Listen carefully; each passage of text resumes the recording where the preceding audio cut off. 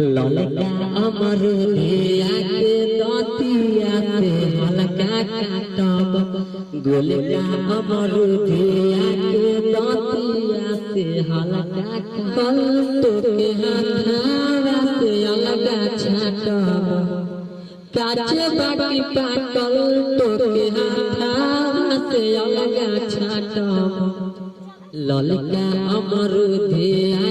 दाँती से अलगा काटब गोलका अमर के दाँतिया से हल्का काटब कहरे झोल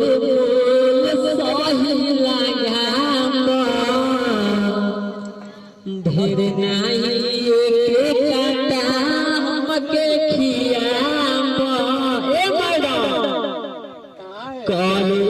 झोल मोल सही लगाब ढेर नहीं के काटा हमके खियाब जबले नाच खइबू मैडम ही जैसे हम नाचब अरे कुछ बुझलो कि ना हो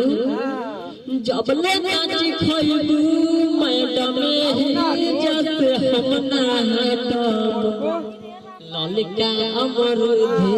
के दाँती से हल्का काटब गोलका अमर के दाँती से हल्का काटब तोहार बाकी ले हम बीन के चाहे ले पैसा हमारा से गिन के चीज तोहार बाकी ले हम बीन के चाहे तू ले लो पैसा हमारा से गिन के चंदन पर के कहे फिरी में बाटब रमेश का सारा के कहे दूर से डाटब चंदन पर के कहे फिरी में बाटब